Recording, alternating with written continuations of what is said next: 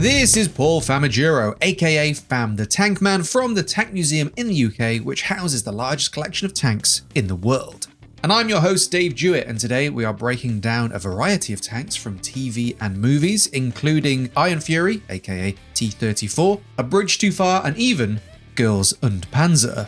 Girls und Panzer, the one and only. There is a huge amount I can unpack with this, but I don't know if we'll be here a long time if I do everything. If you're like someone who loves military history, it's just that great combination of like geeky, nerdy military history, tanky stuff with just complete chaos. And it's just done in such a fun way that it just works. I think it's absolutely brilliant. The Tank Museum are currently running a fundraiser for their most ambitious project ever, restoring their King Tiger V2 back to running condition. If you want to support that project, link will be in the description below. Down there, you'll also find the longer extended edition of this episode available on our Patreon. Let us know if you'd like to see more of Fam and the Tank Museum in future videos. We'd love to work with them more, but without further ado, I'll throw it over to Fam.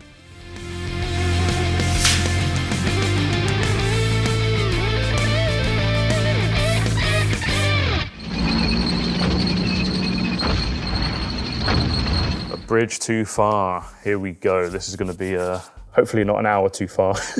I have to say though, there's a lot of really authentic armor that you're seeing in these shots. You're seeing the American half-tracks. One of our volunteers was actually in this film. He was serving at the Royal Armoured Corps at the time. He was one of the drivers of one of the Shermans on screen. I can't exactly remember which one, but yes, for those of you who don't know, Bridge Too Far essentially focuses on Operation Market Garden. So a combined airborne invasion and a armored invasion in Holland. The idea was to get airborne troops to capture a bunch of bridges so that by the time the armor shows up, they can just reinforce and capture them immediately. We did a video on it not too long ago, essentially 5 reasons why Operation Market Garden failed. To put it down to the simplest point, it required everything to be going as planned constantly, which is something that does not happen in war, hence why it did not go as planned. If I understand correctly, there's a mixture of, well, throughout the film, there's a mixture of real vehicles, but they make a fair use of replicas or vehicles mocked up to look like other vehicles. Yes, they do. We'll probably see a bit more of that afterwards, but yes, I mean, just there's real, as you said, a combination of real World War II armor, but also replicas. There's also inaccurate historical armor in here, but you don't really notice it. Like for a moment there, I just noticed an M24 Chaffee burning. That wasn't even in service until later, a little bit later in the war, but you wouldn't notice anyway. It's still a cool use of actual World War II armor. This bit we're on now, yes, it's the wide part. So, as you just said, like the worst part of it is that the part of the road they're on there, it's the wide part. Another of the big issues with Operation Market Garden is it required the armored units to go down a single road which connected all of these bridges up, and all of it was perfect ambush territory. In addition to that, the Germans at this point knew exactly what they were going to do. Obviously the plan initially was to try and keep it hush-hush so that the Germans don't know what's going on. But very quickly the plans were captured and they realized exactly what the armored and airborne troops were trying to do. So they simply just reinforced everything.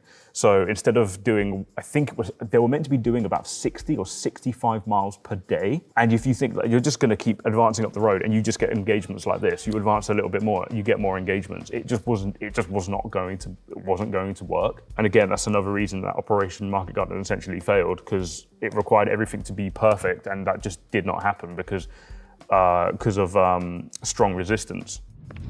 Many of them? Can't tell, sir. Can only hear them at the moment.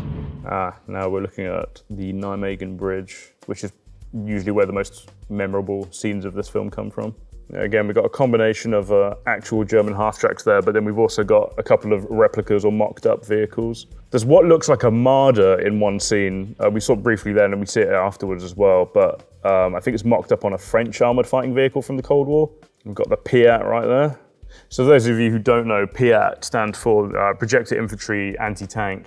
It was the standard British anti-tank, anti-armor weapon in World War II. Basically replaced the boys' anti-tank rifle.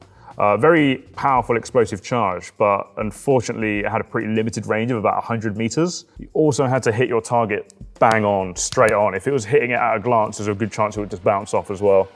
So it had a few pros, quite a few cons. So again, these guys are waiting for the armor to show up, but unfortunately, well, you're looking at a rather cursed Panther here. It's supposed to be a German Panther, but those of you who know your tanks will know that what you're looking at there is a Cold War German Leopard, which is a bit overkill at this point. See, when I first watched this film, I was also much younger and much less knowledgeable about this sort of thing. I didn't look at that tank and think it was Cold War. You look at it now, and it definitely sort of clashes with the other tanks in the film. Definitely, yeah. I mean, we were having this discussion recently about how tanks have been used in films, and there are films where you have. To be fair, I think A Bridge Too Far is a really good example because you've got a combination of genuine World War II armor, which would have been historical for its time, other World War II armor, which is a bit later but still used, but not in a very obvious way so you wouldn't really notice. But then you've also got, again, real tanks like this Leopard, which is not historically accurate at all because, again, Cold War period, but they do try to see if they can just mock it up a bit to look a bit more dated. But I think when it comes to like filmmaking, I mean, I'm not an expert with filmmaking at all, but when it's stuff like this, you have to just use the producers would have just used what they had available at the time. I think we described that Leopard as being it's a leopard with a hat, pretty much. A leopard in his granddad's uniform. Yeah. If you're enjoying this episode, there is an even deeper extended edition available on our Patreon. Over there, you can find over 70 extended Director's Cut episodes from a variety of experts and even more Patreon-exclusive content and EXP Discord access. Becoming an EXP patron helps to support the channel, allows us to bring in more wonderful experts, and lets us continue to make cool content like this. But whether you join the Patreon or watch along here on YouTube, I want to say thank you for all of your support from wherever it comes from. And now I'll get back to the video.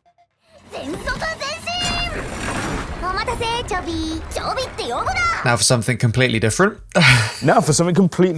Peak cinema, Girls and Panzer, the one and only. There is a huge amount I can unpack with this, but I don't know if we'll be here a long time if I do everything. I can envision a future where we do an entire Girls and Panzer episode, honestly. I agree. I agree. Guys watching this, if you want a full episode just on Girls and Panzer, let us know in the comments because I'm 100% down for it. So just on what we're seeing on screen, that is a Carl Gerat. Carl Gerat. Is it a tank? I mean, it's on tracks. It's got a gun, an absolute behemoth of a gun, 60 centimeter mortar.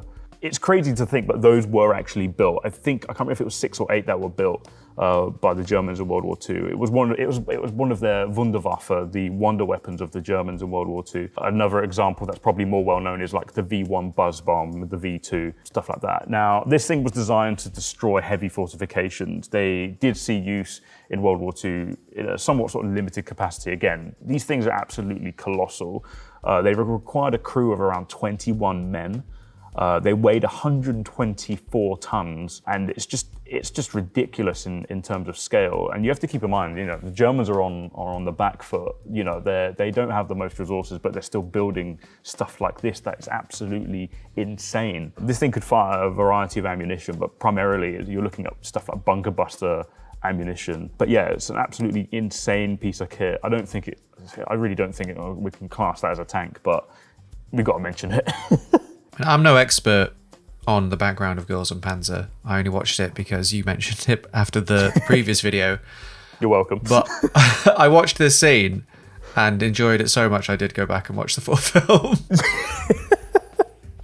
And it's fun. Like it's a weird balance of absurdity with the setting, but then the authenticity and all the attention to detail they've put into the tanks and combat. Like you can't help but get engaged and a bit like lost in it. To continue on what you were saying, so yes, one of the things I love about Girls and Panzer, as I said, I'm a big fan of anime anyway, but it does a brilliant job of combining, like, I'm not going to say historical accuracy. Well, the weird thing is there's a lot of references to historical facts in this film and in the show itself.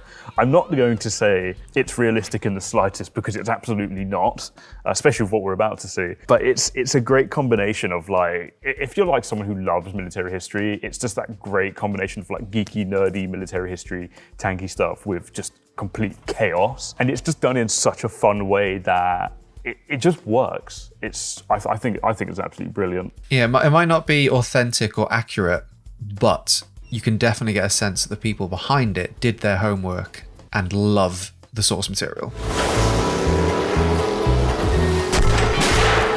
Probably one of the most iconic scenes from this film. What we're looking at here is, it's kind of become a bit of a meme of a vehicle, thanks to Girls and Panzer. But what this is a BT-42. The BT-42, there's quite a bit to unpack about this. What you're looking at is originally a Soviet fast tank, the BT-5, BT-7s. BT basically meaning fast tank. These are really, really cool tanks. So they can not only drive on tracks, but they can also drive on their road wheels without tracks. The idea behind them was, say if they're on roads, they can go really, really fast with just using their road wheels. When they come across like difficult terrain, they can literally just put the tracks down, literally just drive onto the tracks, connect them up, and you've got a lot better traction when you're going through trickier terrain. They're genuinely incredibly fast tanks. They could do about 50 miles per hour, maybe a bit more. Now, with the case of the BT-42, it's a Finnish captured tank, basically captured BT-7s, and they then take the turrets off and make their own turret around this new gun. The gun that's on the BT-42 is a 4.5-inch British howitzer, which is absolutely crazy. 114 millimeter howitzer. Now, you have to keep in mind that that chassis, that tank was never designed to carry that gun. It's insane. A huge high explosive charge. They could fire a 16 kilo high explosive round, which for something this size is ridiculous.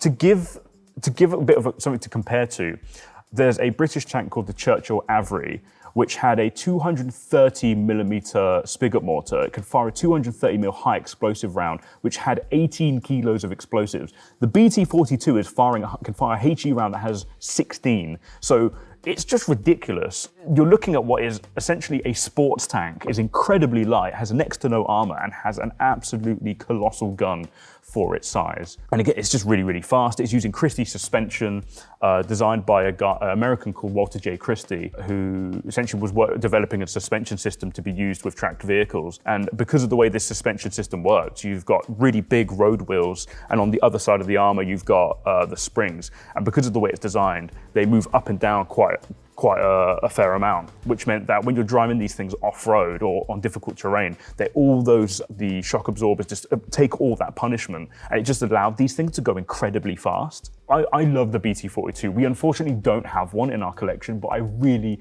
really wish we did. And if we did, I wish we could have it painted up like this, because people, I think, would absolutely love that. Or maybe that's just me. You guys let us know in the comments. Personally, I think it's a good idea.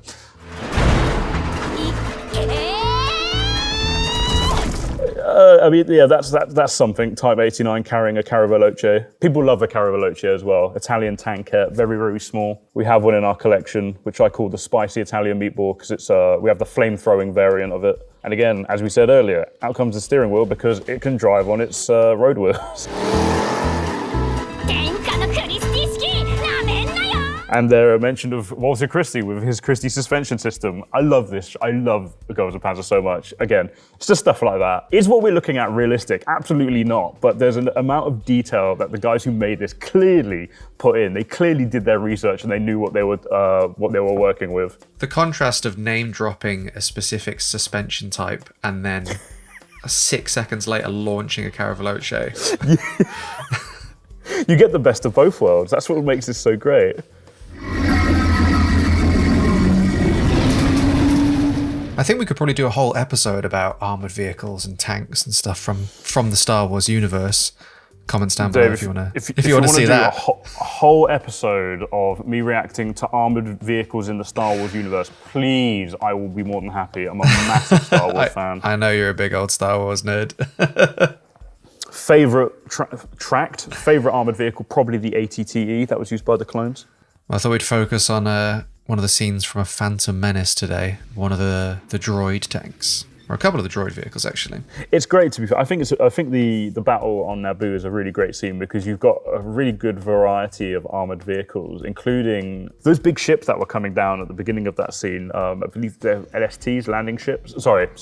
I forget the actual name of them in Star Wars, but they are basically the equivalent of an LST, a landing ship. In brackets tank. So in World War II, especially like D-Day, you had these big ships that essentially landed upon the beaches, which could unload armored vehicles seamlessly. We're basically looking at the sci-fi version of that. And then you've got the droid tanks there as well. Interesting there though, because what you're seeing is, George Lucas knew what he was doing, because what the droids are essentially doing there is blitzkrieg. You've got a fight going up in space for air superiority, but then you also have the tanks that are firing on an enemy's position to try and soften them up, which would have been the case in regards to blitzkrieg. You've got air superiority, you then just soften the enemy up with artillery barrages, and then you would eventually send in your infantry and your mechanized infantry and your tanks, which essentially is what we're seeing.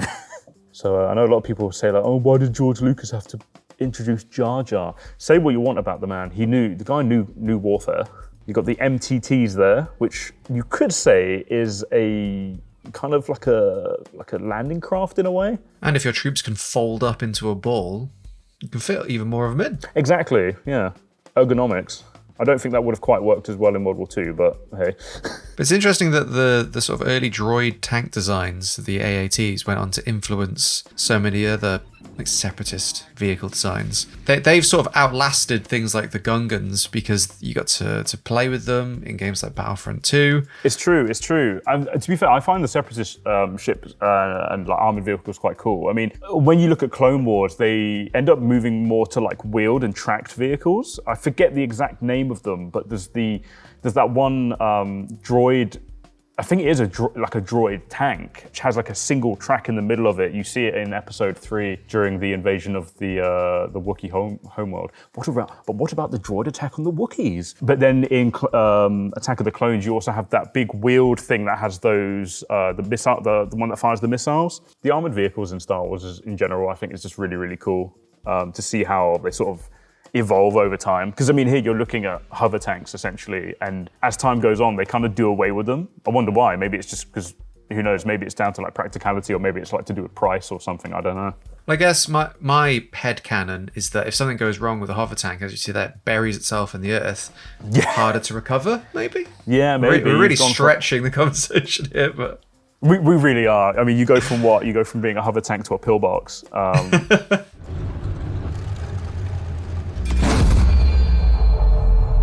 So, T-34, really good film to be fair, Russian-made film, but it's very, very good. So, what we see in that scene is a very early T-34, T-34-76.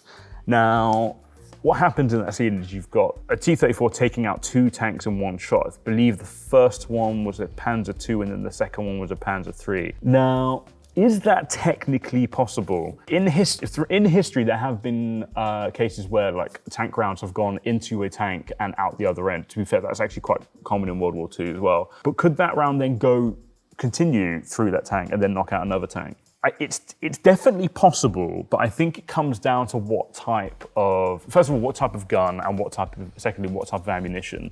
You need a gun that has a high enough velocity that it's got enough punch behind that round to go smash through that first section of armor, then that second bit of armor being the other side of that first tank. And you have to keep in mind that, although it's piercing armor, it's definitely slowing down the velocity of that round. Maintaining that velocity and then going through another set of armor. I definitely think it's possible, but whether or not it's possible with a T-34-76, I'm not entirely sure. And again, the other part is that based on what type of round it is. I think if you're going to achieve something like that, first of all, it has to be a type of armor-piercing round. It can't be any kind of explosive round. It's got to be an armor-piercing round. Possibly an armor-piercing ballistic cap, APBC, which essentially is an armor-piercing round, but it's then got a very thin layer at the front, which is there purely for the sake of aerodynamics, just so that it travels through the air quicker and it has less resistance on it. When it impacts armor, it crumples, and then you've got the actual armor-piercing the armor-piercing round itself that goes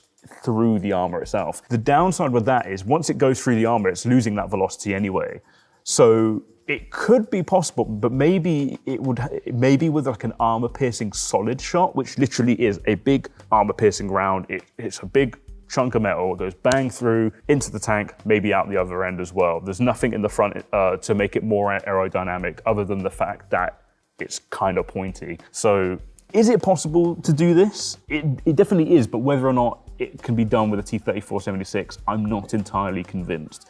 At the same time, it's a movie, who cares? But that's what we're here to do. We're here to like pick apart these films for the sake of it. It's interesting. It's interesting to think about. Yeah, T-34, one of my favorite tanks. It's absolutely brutish. It's the polar opposite of the German tanks. The German tanks were designed to be like, they're meant to be like looking superior, very mighty, especially stuff like Tiger, Panther.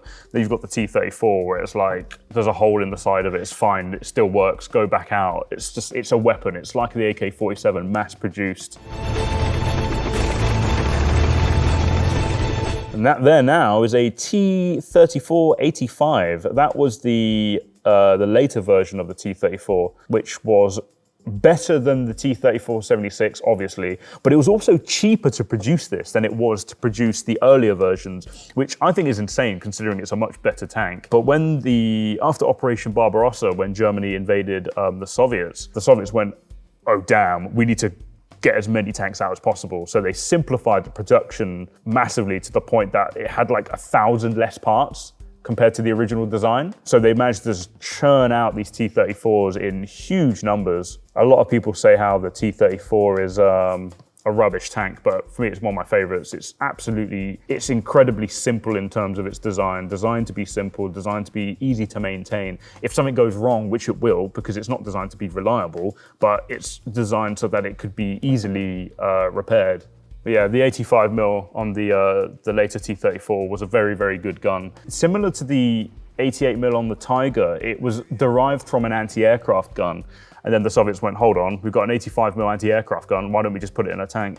Now, I will say the Panther, and I do believe the T-34-85 had a hydraulic or a electrically assisted turret traverse, which should mean the turret should be able to traverse a lot quicker. But again, this is a movie, so we want suspense. We don't necessarily want historical accuracy, because that would probably make the film a lot shorter.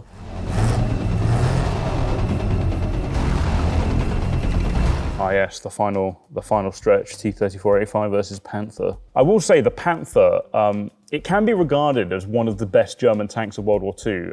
It wasn't perfect and there were issues with it, especially early on because they were rushed into production. But so a little bit, guys, it's rant time. The T-34 directly influenced the design of the Panther. Now, there was, around the same time, the Germans were looking at making a new tank, essentially what would eventually become the Panther. And in early designs for it, they made a prototype which looked like the spitting image of a T-34.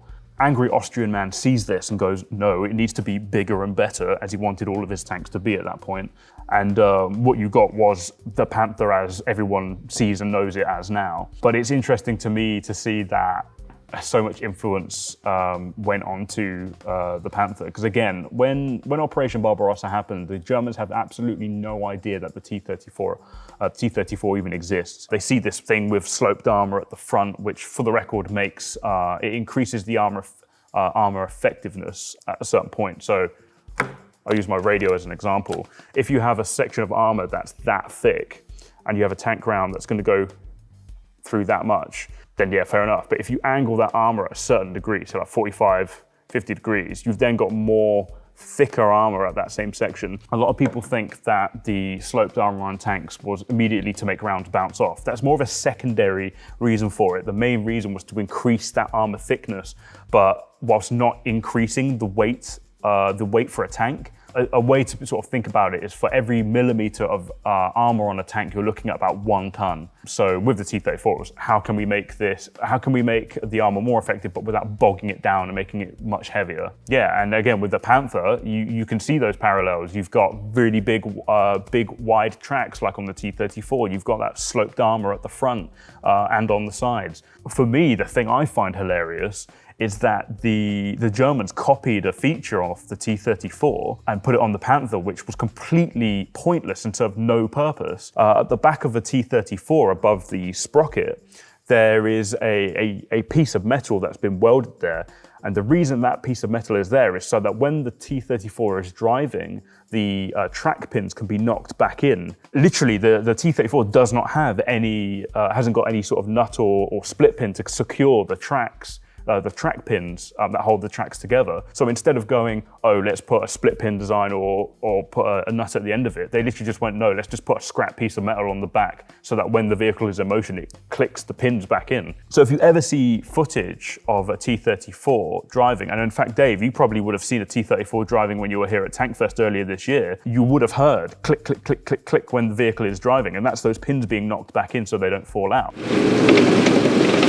The Germans copied that knocking play, is what I call it, onto the Panther for no reason whatsoever. It doesn't serve any purpose because the track pins on a Panther uses a split pin system. So literally it's a case of let's just copy it because it happens to be on it anyway. But yeah, I really love the T-34. I think it's an absolutely fantastic tank. And it's also one of those tanks that gets a lot of discussion.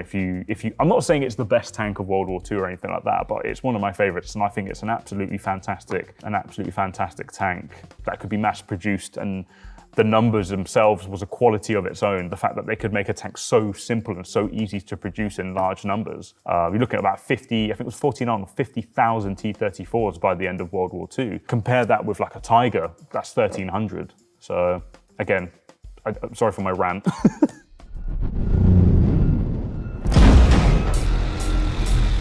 Thank you all for watching. We hope you enjoyed this video. Like the video if you did, subscribe for more content like this, and remember to check out the Tank Museum's fundraiser in the description below. A huge shout out to all of our wonderful supporters over on the EXP Patreon, without whom we couldn't make cool content like this. More videos to come very soon, so make sure you stick around. But until then, thank you again for watching, and I will see you very soon.